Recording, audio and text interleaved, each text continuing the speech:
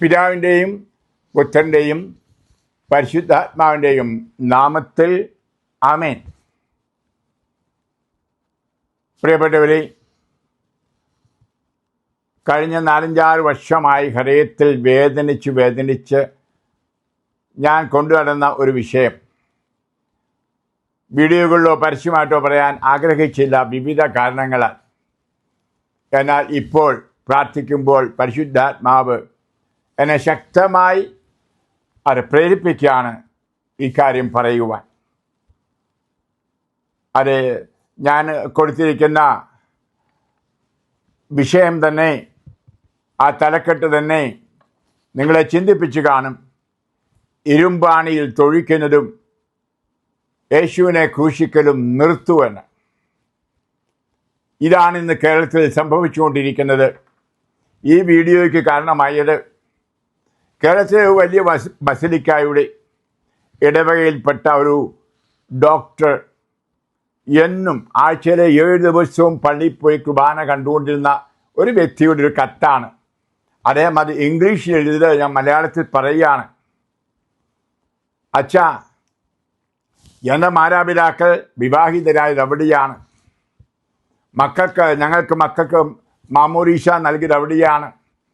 ഞാൻ കല്യാണം കഴിച്ചത് അവിടെയാണ്. എൻ്റെ മക്കൾക്കും കൂരാശകൾ കൊടുത്തത് ആ ബസലിക്കായിലാണ്. എല്ലാ ദിവസവും ഞങ്ങൾ കുടുംബസമേതം ബലിയിൽ പോകുമായിരുന്നു. എനിക്ക് ആ ബസലിക്ക പള്ളി എന്ന് പറഞ്ഞാൽ എൻ്റെ 2ാം വീടായിരുന്നു, അഥവാ പ്രഥമ വീടായിരുന്നു. അവിടെ ഞാൻ യേശുവിനെ കണ്ടിരുന്നു. എൻ്റെ വിശുദ്ധ സ്ഥലം മലിനമാക്കുകയും പരിശുദ്ധനാമം അശുദ്ധമാക്കുകയും ചെയ്തിരിക്കുന്നു എന്ന് ലേവ്യർ 20:3 പറഞ്ഞിരിക്കുന്നത് ബഹുമാനപ്പെട്ട ജെയിംസ് അച്ഛ ഇന്ന് സത്യമല്ലേ? അച്ഛ അറിയാമോ, 5-6 വർഷങ്ങളായിട്ട് ഇവിടെ കർത്താവിന് ബലിയർപ്പിക്കപ്പെടുന്നില്ല. അൾത്താരയും പള്ളിയും മലിനമാക്കപ്പെട്ടിരിക്കുന്നു.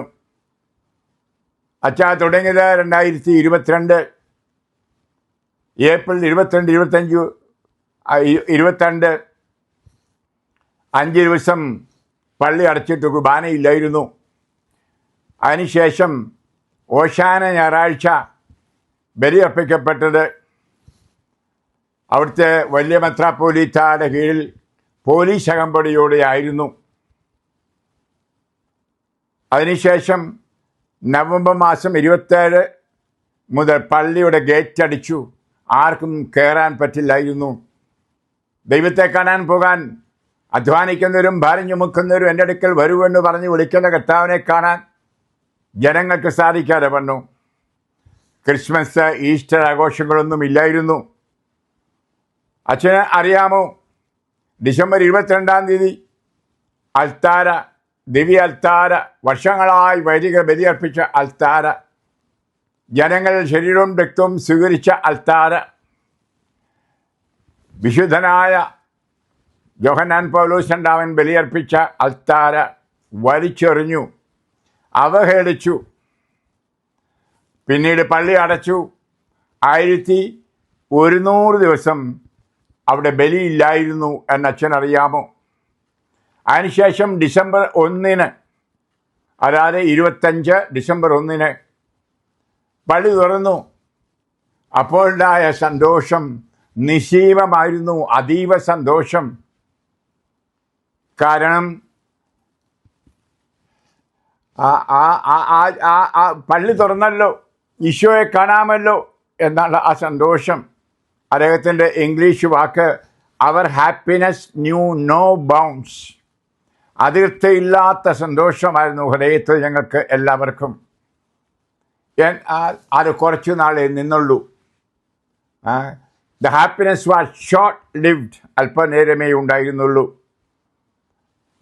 ബസലിക്ക അകത്തു നടച്ച് 10-15, അതായത് ടെററിസ്റ്റ് എന്ന് പറഞ്ഞാൽ നമുക്കറിയാം, നാശനഷ്ടങ്ങൾ വരുത്തുന്ന ഇന്നത്തെ നമ്മൾ കാണുന്ന ഭീകരന്മാർ അതിൽ കയറി കരകടച്ച് 80 ദിവസം അവിടെ തിന്നും കുടിച്ചും കിടന്നും അതിനെ മലിനമാക്കി. മെയ് മാസം, അതാ 2025 മെയ് 31, മെയ് മാസം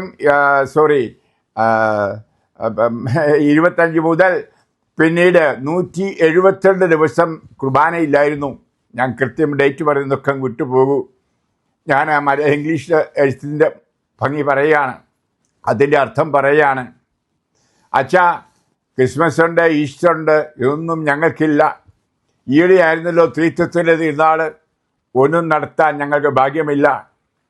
എൻ്റെ അച്ഛായിരുന്നു ശബ്ദിച്ചു പറയണമേ, ഞങ്ങൾ കുഞ്ഞാടുകളുടെ വേദനകൾ അച്ഛൻ ഒന്ന് തുറന്നു പറയണമേ ജനങ്ങളോടും, അതുപോലെ തന്നെ പുരോഹിതരോടും പുരോഹിത പ്രമാണികളോടും. ഞാൻ ഏറെ ആ മനുഷ്യനോട് പ്രാർത്ഥിച്ചു. അദ്ദേഹത്തിന് എഴുതിയ ശേഷം, ഇത് ഒരാളുടെ വേദനയല്ല, ആയിരങ്ങളുടെ വേദനയാണ്. എറണാകുളത്തോ പരിസരത്തോ ഉള്ളവരുടെ മാത്രമല്ല, കേരള സഭയിലെ പലരുടെയും വേദനയാണ് എന്ന് അറിഞ്ഞിരിക്കണമേ. ഈ വേദന കർത്താവ് കാണുന്നു. പാപം മുഴുകിയപ്പോൾ നമ്മൾ വായിക്കുന്നു, ഉൽപ്പത്തി പുസ്തകം 6:6, ദൈവത്തിൻ്റെ ഹൃദയം വേദനിച്ചു. ആ പ്രളയത്തിന് മുമ്പ് പറഞ്ഞെന്താണ്? ഇവിടെ മനുഷ്യൻ ഇനി അവശേഷിക്കില്ല, നോഹ മാത്രം, ആ കുടുംബം മാത്രം. ഇതൊക്കെ മനസ്സിലുണ്ടായിരിക്കട്ടെ. മ്ലേച്ഛത നിറഞ്ഞപ്പോൾ സോഡോം ഗൊമോറ നശിപ്പിച്ചു ദൈവം. ഒരു കുടുംബം നല്ലതായിട്ട് ജീവിച്ചു, അവർ മാത്രം അവശേഷിച്ചു. ഇതൊക്കെ നിങ്ങളുടെ മനോമുഖരത്തിലേക്ക് ഞാൻ പറയുകയാണ്, പങ്കുവെക്കുകയാണ്. അത് ഇനിയും ഇത് ലേറ്റ് ആയി കഴിഞ്ഞു.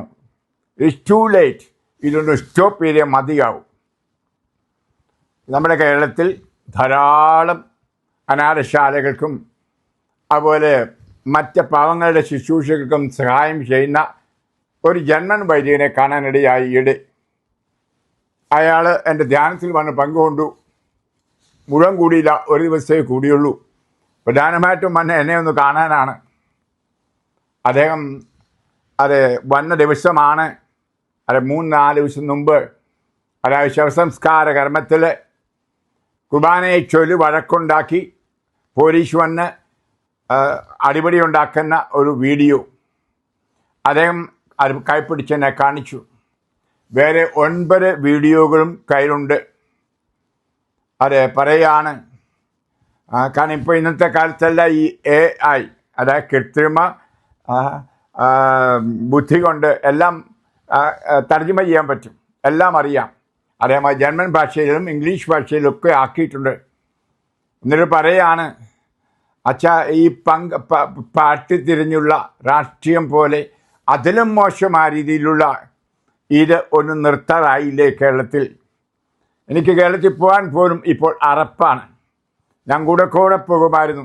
അവിടുത്തെ മനോഹരമായ പള്ളികൾ, അവിടുത്തെ ബലികൾ, അത് 3 ഋത്തുകളുള്ള മനോഹരമായ ബലികൾ ഞാൻ മാറി മാറിപ്പോയി സംബന്ധിക്കുമായിരുന്നു. അന്ന് കലഹമില്ല, ഭിന്നതയില്ല. അത് ഇന്ന് ഞാൻ കാണുന്നത് ഏറെ വേദനാജനകമാണ്. പ്രിയപ്പെട്ടവരെ, അദ്ദേഹത്തിൻ്റെ ഹൃദയവേദന, ഒരു വിദേശീയനാണ്. നമ്മുടെ കേരള സഭയെപ്പറ്റി നല്ല മതിപ്പുണ്ടായിരുന്നൊരു വ്യക്തി. ഇതുപോലെയുള്ള ധാരാളം പേർ ഞാൻ യൂറോപ്പിൽ ധ്യാനിപ്പിക്കുമ്പോൾ എൻ്റെ അടുക്കൽ വന്ന് പറയും, ഇതൊന്നും നിർത്താറായില്ലേ. അവർക്കെല്ലാം വേദന മറ്റൊന്നുകൊണ്ടല്ല. ഇതൊരു സാമൂഹ്യ പ്രശ്നമല്ല, രാഷ്ട്രീയ പ്രശ്നമല്ല, ആത്മീയ പ്രശ്നമാണ്. ഇത് ഒന്ന് നിർത്തി കുറേ പേരെങ്കിലും, കുറേ കുടുംബങ്ങളെങ്കിലും രക്ഷപ്പെടേണ്ടയോ എന്നാഗ്രഹിക്കുന്നത് കൊണ്ട് പറയുന്നത് ആണ്. അദ്ദേഹം പറയായിരുന്നു, നിങ്ങൾ നിമിത്തം ദൈവത്തിൻ്റെ നാമം ദുഷിക്കപ്പെട്ടിരിക്കുന്നു എന്ന് പറഞ്ഞിരിക്കുന്നത് കേരള വൈദികരെയും വൈദിക പുരോഹിതന്മാരെയും ഓർത്തല്ലേ എന്ന് അദ്ദേഹം പറഞ്ഞപ്പോൾ, ഞാനും ഒരു പുരോഹിതനാണ്, എൻ്റെ ഹൃദയത്തിൽ ഏറെ വേദനയുണ്ടായി. അത് ഞാൻ ചിന്തിക്കുമ്പോൾ ഇരുമ്പാണിയിൽ തൊഴിക്കൽ തന്നെയായത്. എത്ര നാൾ? ഇത് യേശുവിനെ വീണ്ടും ക്രൂശിക്കൽ തന്നെ. എത്ര നാൾ? പ്രിയപ്പെട്ടവരെ, നമ്മൾ യൂദ എഴുതിയ ലേഖനത്തിൽ വായിക്കുന്നു, 19-ാം വചനത്തിൽ ഒരധ്യായമേ ഉള്ളൂ. അത് വിശ്വാസമില്ലാത്തവരും വെറും ലൗകികരുമാണ് ഭിന്നിപ്പ് ഉണ്ടാക്കുന്നത്. ആരാണ് അത്? അപ്പോൾ ഈ ഭിന്നിപ്പുണ്ടാക്കുന്നത് ക്രിസ്ത്യാനികളല്ല. ആത്മാവില്ലാത്തവർ ക്രിസ്ത്യാനികളല്ല. വ്യക്തമായിട്ട് അത് നമ്മൾ വായിക്കുന്നു. റോമ 8:9. പരിശുദ്ധാത്മാവില്ലാത്തവൻ ക്രിസ്തുവിനുള്ളവനല്ല. അപ്പോൾ ഈ പടയുണ്ടാക്കുന്നവർ അച്ഛനായാലും മെത്രനായാലും ആത്മേനിയായാലും ക്രിസ്ത്യാനികൾ അല്ല എന്ന് ഞാൻ പറയും. അതെ, ലൗകികർ മാത്രമാണ്. അതുകൊണ്ടാണ് ഈ ഭിന്നത. ഇനിയും കർത്താവായ യേശുവിൻ്റെ വാക്ക് മറക്കരുത്. തിന്മ പ്രവർത്തിക്കുന്ന ഏതൊരുവനും ആദ്യം യഹൂദനും പിന്നെ ഗ്രീക്കുകാരനും. ഞാനത് അച്ഛൻ കൂടി ഒന്ന് വിശദീകരിച്ച് പറഞ്ഞാൽ, ലത്തീൻകാരനും മലങ്കരക്കാരനും സുറിയാനിക്കാരനും തെക്കനും വടക്കനും കല്ലാനും വിമതനും അറുന്നൂറ്റിക്കാരനും അഞ്ഞൂറ്റിക്കാരനും ക്ലേശവും ദുരിതവും ഉണ്ടാവും. ഹല്ലേലൂയ. ഇത് കർത്താവിൻ്റെ വചനം. നിങ്ങൾക്ക് അത് പച്ചക്കെ അത് വായിക്കാൻ സാധിക്കും.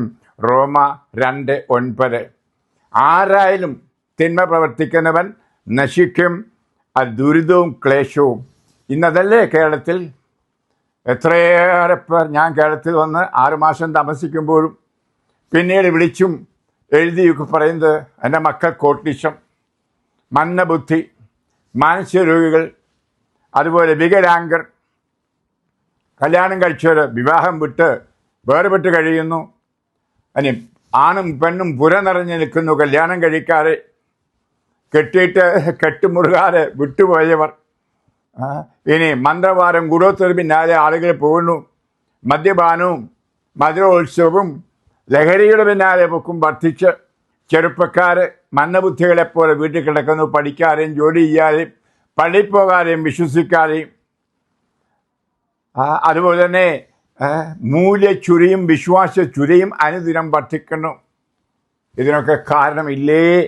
ഇത് ഇനിയെങ്കിലും എൻ്റെ പ്രിയ മാതാപിതാക്കളെ, എൻ്റെ പ്രിയ അച്ഛന്മാരെ, കന്യാസികളെ, മെത്രാന്മാരെ ഒന്നിച്ചുകൂടി ആധ്യാത്മികമായി വേണമെങ്കിൽ ആ ഡിവൈൻ സെൻ്ററിലോ കാരിഷ് ഭവനിലോ ഏതെങ്കിലും ഒരു ധ്യാന ആശ്രമത്തിൽ കൂടൂ. വിശുദ്ധരായ പല വൈദികരുകൊണ്ട് നമുക്ക് അവരെ ഒന്നിച്ചു കൂട്ടി ഇതിനെപ്പറ്റി ഒന്ന് ചിന്തിക്കുക.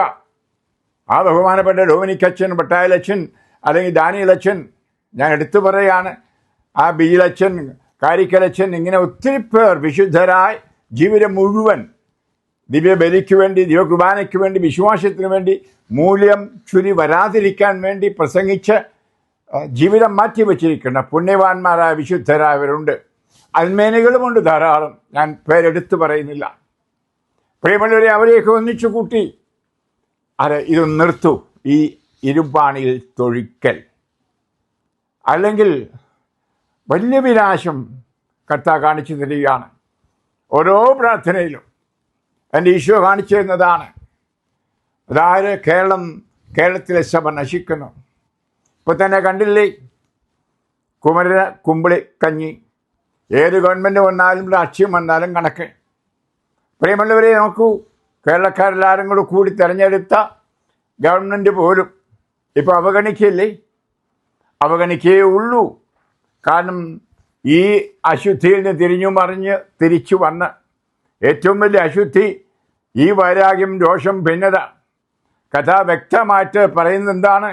ബലിയർപ്പിക്കുമ്പോൾ രമ്യപ്പെടുക. അതില്ലാതെ ബലിയർപ്പിക്കുന്നു. അത് ജൂൺ മാസം ആയതുകൊണ്ടാണ് ബലിയെപ്പറ്റി ഞാൻ പരാമർശിക്കുന്നത്. പരിശുദ്ധ പരമ ദിവ്യകാരുണ്യത്തിൻ്റെ ഒരു മാസമാണല്ലോ ഇത്. പ്രിയപ്പെട്ടവരെ, നമുക്ക് ഇതൊക്കെ ഒന്ന് ചിന്തിക്കണം. ഞാൻ ഒരു റീത്തിന് വേണ്ടിയോ റീത്തിനെതിരായോ ഒന്നും പറയുന്നതല്ല. ഞാനിത് പാരമ്പര്യത്തിനെതിരായിട്ടോ പാരമ്പര്യത്തിന് വേണ്ടിയോ പറയുന്നതല്ല. നമ്മുടെ രക്ഷയ്ക്ക് വേണ്ടി, വ്യക്തിപരവും കുടുംബപരവും വംശവുമായിട്ടും. ഇന്ന് സമുദായ ശക്തീകരണമല്ല ആവശ്യം, സഭാശക്തീകരണമാണ് ആവശ്യം. സഭ ശക്തീകരിക്കേണ്ടത് വിശുദ്ധ കുർബാനയുടെ കേന്ദ്രീകരിച്ചാണ്. അതൊരു ഹൃദയത്തോടെ, ഒരു മനസ്സോടെ അർപ്പിക്കണം. വെറും ചെറിയ കാര്യങ്ങൾക്ക് വേണ്ടി ശണ്ടയുണ്ടാക്കിക്കൊണ്ടല്ല, ആ ചെറിയ രീതികൾക്ക് വേണ്ടിയിട്ട് ശണ്ടയുണ്ടാക്കിക്കൊണ്ട്. പ്രിയമുള്ള കൊച്ചുകുട്ടികളെക്കാൾ നമ്മൾ മോശമായിരിക്കും. കൊച്ചുകുട്ടികൾ നിഷ്കളങ്കരാ. നമ്മൾ തറപറ്റിയിരിക്കുന്നു. നമ്മുടെ വിശ്വാസത്തിൽ എല്ലാം നഷ്ടപ്പെട്ടവരെ തീർന്നിരിക്കുന്നു. ഈശോ പറഞ്ഞ വാക്ക് ഞാൻ പല അവസരങ്ങളിലും നിങ്ങളുടെ മുമ്പിൽ പറഞ്ഞിട്ടുള്ളത് വീണ്ടും വീണ്ടും പറയുകയാണ്. അതായത് നമ്മുടെ സഭ അധപ്പതിക്കുവാനുള്ള കാരണം സ്നേഹമില്ലായ്മയാണ് എന്ന്. ഈശോ എത്രയോ തവണ പറഞ്ഞിട്ടും നമ്മൾ മനസ്സിലാക്കുന്നില്ല. അന്ധചിത്രമുള്ള ഏത് രാജ്യവും നശിച്ചു പോകും. അതുകൊണ്ട് നമ്മളത് മനസ്സിലാക്കണം. അന്ധചിത്രമുള്ള ഭവനമാവട്ടെ സഭയാകട്ടെ നശിച്ചു പോകുന്നു. ഇനി സ്നേഹമില്ലാതെ നമ്മൾ പ്രവർത്തിക്കുന്ന ഈ രീതികൾ അന്ധചിത്രം വന്ന സഭയായി നമ്മുടെ കേരള സഭ. ഭിന്നത ഇത് മാറ്റിയോ മതിയാവും. നമുക്ക് ഏത് റീത്തായാലും ഏത് ഭാഷയായാലും വലിയവരായാലും ചെറിയവരായാലും പുതിയതായ സഭയിൽ വന്നവരായാലും പഴയവരായാലും പഴയ കൂട്ടുകാരോ പുതിയ കൂട്ടുകാരോ എല്ലാവരും ഒന്നിച്ച് മുന്നോട്ട് പോകേണ്ട ഒരു കാലം അതിക്രമിച്ചിരിക്കുന്നു. ഇനിയും കാലതാമസമില്ല. കർത്താവിൻ്റെ വരവിൻ്റെ കാലം അടുത്തിരിക്കുന്നു. ഞാൻ പ്രത്യേകിച്ച് എടുത്തു പറയേണ്ട ആവശ്യമില്ല. നിങ്ങൾക്കറിയാം. ദാനിയേൽ പ്രവാചകൻ്റെ പ്രവചനം ഓർത്തു നോക്കണം. ഞാൻ വേറൊരു വീഡിയോയിൽ പറഞ്ഞു, 7 വർഷം കൊണ്ടെല്ലാം തീരാൻ പോവുകയാണ്. ഒരു പുതിയ ലോകമുണ്ടാകും. 2033 ഈശോയുടെ വലിയ ജൂബിലി, മഹാജൂബിലി ആഘോഷിക്കുമ്പോൾ അതിന് മുമ്പായി പലതും നടക്കുന്നു. ഞാൻ പറഞ്ഞ പ്രവചനം ഓരോന്നും നടക്കുകയാണ്. യുദ്ധം, പട്ടിണി, അതുപോലെ തന്നെ ദുരന്തങ്ങൾ ഓരോന്നോരോന്നായി വന്നുകൊണ്ടിരിക്കുകയല്ലേ. ഞാനിതേപ്പറ്റി പരാമർശിക്കുന്നില്ല. ദാനിയേൽ പുസ്തകം 12:11 മറക്കരുത്.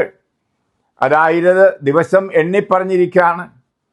അതായത് 1290 ദിവസം ബലികളില്ല എന്ന് പറഞ്ഞാൽ സ്നേഹബലികൾ അർപ്പിക്കപ്പെടുന്നില്ല. ഒരു വിഷയ സഹോദരൻ പറഞ്ഞത് അതിലും കൂടുതൽ ദിവസങ്ങളല്ലേ എന്നൊന്ന് ചിന്തിക്കൂ. അദ്ദേഹം എഴുതിക്കൊണ്ട് പറഞ്ഞത് ബലികളില്ലാതെ പള്ളി കിടക്കുന്നു. അച്ഛന്മാരില്ലാത്തതുകൊണ്ട് ബലികൾ അടഞ്ഞുപോയത് ലോകത്തിലുണ്ട്. ഇത് കേരളത്തിൽ അച്ഛന്മാരുടെ എണ്ണം കൂടിയിട്ടേ ഉള്ളൂ, കുറഞ്ഞിട്ടില്ല. എന്നിട്ടും പള്ളികൾ അടച്ചിട്ടിരിക്കുന്നു ബലി അർപ്പിക്കാതെ. അതും 10,000 പോയി യേശുവിനെ അനുഭവിക്കേണ്ട സ്ഥലങ്ങൾ. എന്നൊരു പറയാണ് പിടിച്ചു നിൽക്കുന്നവർ ഭാഗ്യവാന്മാർ. ഞാനിത് പറയുമ്പോൾ പ്രിയ നല്ല വിശ്വാസികളെ, അതായത് ഇപ്രകാരം വിശ്വാസ തകർച്ച ഉണ്ടാകാത്ത ഏറെ പേര് കേരളത്തിലുണ്ട്. എനിക്കറിയാം വ്യക്തികൾ. അവരേത് പള്ളിയിലും പോകും. അവരിപ്പോൾ കൂടുതൽ പോകുന്നത് വ്യത്യസ്തമായ റീത്ത് പള്ളികളിലേക്ക്, വ്യത്യസ്തമായ ധ്യാന കേന്ദ്രങ്ങളാണ് കുർബാനയ്ക്ക് പോകുന്നത്. കാരണം ഈ പടയുള്ളത് കുർബാനയ്ക്ക് പോകാൻ ഇഷ്ടമില്ല. ഈ പട നിർത്തിയേ മതിയാവൂ. എൻ്റെ മത്താമാരെ ഇതിനെന്ത് ചെയ്യണം? ജനങ്ങളെ വിളിച്ച് ചോദിച്ചു. നല്ലവരുണ്ട്. പ്രിയപ്പെട്ടവരെ, പ്രളയ സമയത്തുണ്ടായ നോഹയെപ്പോലുള്ളവരുണ്ട്, ലോത്തിനെ പോലെ ഉള്ളവരുണ്ട്. അവരെ ഒന്നിച്ചു കൂട്ടുക. കർത്താവ് അവരെ ഒന്നിച്ചു കൂട്ടും. കർത്താവ് അവരെ കൈവിടില്ല. അവരോട് ഞാൻ പറയുന്നു, നിങ്ങൾ ഭയപ്പെടേണ്ട. ഈശോ നിങ്ങളുടെ കൂടെ ഉണ്ടാകും. റോമ 11:5 പറഞ്ഞിരിക്കുന്ന പോലെ 7,000 പേരെ ഞാൻ മാറ്റി നിർത്തിയിട്ടുണ്ട്. പ്രിയമുള്ളവരെ, യേശു മാറ്റി നിർത്തിയ ഒരു കൂട്ടരുണ്ട്. ഈശോയുടെ സമയം അടുത്തിരിക്കുന്നു. ഇനിയും കാലതാമസം ഉണ്ടാവില്ല. നമ്മൾ മക്കബേക്കാർ 1:38-39 വായിക്കുന്ന പോലെ വിശുദ്ധ സ്ഥലങ്ങൾ നശിച്ചുകൊണ്ടിരിക്കുന്നു. എത്രയോ പള്ളികളാണ് തസ്കരന്മാർ നശിപ്പിക്കുന്നത്. ഭീകരന്മാർ നശിപ്പിക്കുന്നത്, തീ കത്തിച്ച് കളയുന്ന കേരളത്തിൽ പോലും ഇന്ത്യയിൽ പോലും സംഭവിക്കുകയല്ലേ. ഈ നെല്ലെടുത്ത് നമ്മൾ തിരസ്കൃതരല്ലേ? ഞാൻ അവസാനം ഒറ്റ വചനം ഒന്ന് ചോദിച്ചോട്ടെ പ്രിയ ക്രിസ്ത്യാനികളെ. ഏതെങ്കിലും ഒരു രാഷ്ട്രീയ പാർട്ടിയോ അല്ലെങ്കിൽ സാമൂഹിക പ്രവർത്തകരോ ഒരു ഗവൺമെൻറ്റോ തീരുമാനിക്കാൻ കേരളത്തിലെയും ക്രിസ്ത്യാനികളെ ആവശ്യമില്ല. ഒരു പടയാണ്. അവരെന്നും വഴക്കാണ്, റോഡിലാണ്. അവരുടെ പള്ളി പ്രാർത്ഥന പോലും നടത്തേണ്ടത് പോലീസ് അകമ്പടിയോടെ. അതുകൊണ്ട് പള്ളികൾ നിർത്തുന്നു. ക്രിസ്ത്യാനികൾ ഇവിടെ വേണ്ട എന്ന് പറഞ്ഞാൽ, പ്രിയമുള്ളവരെ, ഒരുപക്ഷെ പുറത്തിറങ്ങി ഒരു യാത്ര നടത്താൻ പോലും, ഒരു പരിഗണന നടത്താൻ പോലും പറ്റാതെ വരും. നിന്നെല്ലാം കാര്യങ്ങൾക്ക് വേണ്ടി ആ പ്രതികരണം നടത്തുന്നു, യാത്ര നടത്തുന്നു. നീതി വേണം. നീതി കിട്ടില്ല. നീതി കർത്താവ് തരുന്ന ഒരു വലിയ ഭാഗ്യമാണ്. ആ നീതിയാണ് ദൈവരാജ്യ അനുഭവം. ഈ ദൈവരാജ്യ അന്വേഷണമില്ലാതെ, ദൈവരാജ്യത്തല്ലാതെ, ദൈവരാജ്യത്തിലെന്ന് പറഞ്ഞ് മാമോദീസ സ്വീകരിച്ചവർ ശരീരവും രക്തവും പങ്കുവയ്ക്കുന്ന ബലിയെപ്പറ്റി പോലും വഴക്കുണ്ടാക്കി. പ്രിയമുള്ളവരെ, മുന്നോട്ട് പോകുന്ന ഈ ഗതികേട് നിർത്തണം. വേദനയോടെ പറയുന്നു. ദിവസവും ഞാൻ 2-3 മണിക്കൂർ വിശുദ്ധ കുർബാന സന്നിധിയിൽ കേരള സഭയ്ക്ക് വേണ്ടി കണ്ണീരോടെ പ്രാർത്ഥിക്കുന്നവനാണ്. പച്ചയ്ക്ക് പറയട്ടെ, ഞാനൊരു പരീക്ഷനാന്ന് നിങ്ങൾ പറയും. ഓക്കെ, പറഞ്ഞു. എന്തും എന്നെപ്പറ്റി പറയാൻ നിങ്ങൾക്ക് അവകാശമുണ്ട്. കള്ളപ്പുണ്യാനാന്ന് പറഞ്ഞു. അതെ, ഞാൻ കള്ളപ്പുണ്യവാളനാണ്. ഞാൻ നീതിമാനല്ല, ഞാൻ വിശുദ്ധനല്ല, ഞാനൊരു പാപിയാണ്. ആ പാപം പറഞ്ഞുകൊണ്ടാണ്, ഞാൻ പാപം വെച്ചുകൊണ്ടാണ് ഞാനൊരു പുരോഹിതനാണ്. എന്നെ നോക്കി കർത്താവ് കുറ്റപ്പെടുത്തുകയാണ്. അതുകൊണ്ടാണ് ഞാൻ ഈ വീഡിയോ തരുന്നത്. ഈ കുഞ്ഞാളുകളുടെ രോദനം കാണണമേ. നമ്മുടെ കുഞ്ഞാളുകൾ വേദനിക്കുന്നു. ആ വേദന കാണാതെ പള്ളി വെച്ചതുകൊണ്ടോ സാമൂഹ്യ പ്രവർത്തനം നടത്തിക്കൊണ്ട് പോയിട്ടോ കാര്യമില്ല. അവർക്ക് ജോലി കൊടുത്തിട്ടോ ആശുപത്രി കൊടുത്തു, ഇതൊക്കെയാണല്ലോ വിളിച്ചു പറയുന്നത്. ആശുപത്രി ഉണ്ടാക്കി, സ്കൂളുണ്ടാക്കി, വിദ്യാഭ്യാസം കൊണ്ടുവന്നു, അല്ലെങ്കിൽ അത് സാമൂഹിക പ്രവർത്തനം നടത്തുന്നു, അനാഥരെ നോക്കുന്നു. ഇതൊക്കെയാണല്ലോ ഇപ്പോൾ ഈ സ്റ്റേജിലെല്ലാം വിളിച്ചു കൂവുന്നത്. എന്തിനു കാര്യം? ഇതെല്ലാം കേൾക്കുന്നുണ്ട് രാഷ്ട്രീയക്കാരും, മറ്റ് രാഷ്ട്രീയക്കാരും, കമ്മ്യൂണിസ്റ്റുകാർ പോലും പറയുന്നുണ്ട്, വിജാതിർ പോലും പറയുന്നുമുണ്ട്. അതല്ല പറയിപ്പിക്കേണ്ടത്. നോക്കൂ, അവർ പരസ്പരം സ്നേഹിക്കുന്നു. ആദിമസഭയെപ്പറ്റി പറഞ്ഞ അതാണ്. നോക്കൂ, അവർ പരസ്പരം സ്നേഹിക്കുന്നു. അവർ പരസ്പരം സ്നേഹിക്കുന്നു, സഹായിക്കുന്നു. അവർ ക്രിസ്തുവിൻ്റെ ശിഷ്യരാണ്. ക്രിസ്തുവിൻ്റെ നാമം തുറന്നവരാണ്. യേശുവിൻ്റെ വഴിയിലൂടെ സഞ്ചരിക്കുന്നവരാണ്. ഇത് കേൾക്കാനും കാണാനും ഇടവരട്ടെ. അങ്ങനെ സാക്ഷ്യമുള്ള ഒരു സഭ കേരളത്തിൽ തല ഉയരട്ടെ. പ്രാർത്ഥിക്കാം. ഞാൻ പ്രാർത്ഥിക്കുന്നു. കുറച്ച് പേരോടെങ്കിലും ഞാൻ ആഹ്വാനിച്ചു എന്ന് പ്രാർത്ഥിക്കൂ. എനിക്കറിയാം, ഈ വീഡിയോയുടെ അടിയിൽ ധാരാളം ചീത്ത എന്നെപ്പറ്റി എഴുതും. നിങ്ങൾക്കെല്ലാം സ്വാതന്ത്ര്യമുണ്ട്, എന്തും എഴുതിക്കൂ. ഇത് കർത്താവിന്റെ നാമത്തിൽ ഞാൻ പറയുന്നു. ഈ മാസത്തിൽ, ഈ ജൂൺ മാസത്തിൽ, ഈശോയുടെ തിരുഹൃദയത്തിൻ്റെ മാസത്തിൽ, ഈശോയുടെ പരമദിവ്യകാരുണ്യത്തിൻ്റെ മാസത്തിൽ ഈ ഭക്തിയിൽ പൊരിഞ്ഞ് ഞാൻ ഈ സന്ദേശം തരുന്നു. കണ്ണുകൾ ശാന്തമായി അടയ്ക്കൂ. ആത്മശോധന ചെയ്യൂ. കഥാ ഈ വചനം കേട്ടവരെ ആശീർവദിക്കണമേ, അനുഗ്രഹിക്കണമേ. ലോകത്തിൻ്റെ അവസാനത്തിലേക്ക് ലോകം നീങ്ങിക്കൊണ്ടിരിക്കുന്നു. അതെ, ഈ ഭൂമി നശിക്കില്ല, ലോകം നശിക്കും, ലൗകികർ നശിക്കും, ലൗകികത ഇല്ലാതായിത്തീരും. ആത്മീയ ജനതയെ അങ്ങ് ഇപ്പോൾ വേർതിരിക്കുന്നു. ഈശോയെ ഇത് കേൾക്കുന്നവർ, വചനം കേൾക്കുന്നവർ, കഥാവി ജാതി മത റീത്ത് ഭേദമന്യേ ദൈവസ്നേഹം അനുഭവിച്ച് പരസ്പരം സഹിച്ച് ക്രിസ്തു വിശ്വാസത്തിൽ നിലനിൽക്കുവാൻ കൃപ കൊടുക്കണമേ. ക്രിസ്തുവിനെയും മറ്റുള്ളവരെയും സ്നേഹിച്ചുകൊണ്ട് നല്ല സാക്ഷ്യമുള്ളവരായി തീരുവാനും അങ്ങനെ അങ്ങ് തിരഞ്ഞെടുക്കുന്ന രാജ്യത്തിലാക്കി ആ രാജ്യം പിതാവിന് അർപ്പിക്കാനും ഇടവരണമേ. ഈ കേൾക്കുന്ന ആരും നഷ്ടപ്പെടാതിരിക്കുവാൻ ഞാൻ പ്രാർത്ഥിക്കുന്നു. അങ്ങയുടെ ഒരു കുഞ്ഞാട് പോലും നഷ്ടപ്പെടാൻ അങ്ങ് ആഗ്രഹിക്കുന്നില്ലല്ലോ. കർത്താവേ, മാനസാന്തരമോ അല്ലെങ്കിൽ ജീവിത വ്യത്യസ്തതയോ ഈ കാര്യത്തിൽ ഈ പറഞ്ഞ ഒരു വിഷയത്തെ സംബന്ധിച്ചുള്ള ഇരുമ്പാണി തൊഴിക്കൽ നിർത്തലോ ക്രൂശിലെ യേശുവിനെ ക്രൂശിക്കലോ ഇല്ലാതാകട്ടെ. ഈശോയെ അനുഗ്രഹിക്കൂ, ആശീർവദിക്കൂ. പിതാവിൻ്റെയും പുത്രൻ്റെയും പരിശുദ്ധാത്മാവിൻ്റെയും നാമത്തിൽ ആമേൻ. Praise the Lord. ഹല്ലേലൂയ.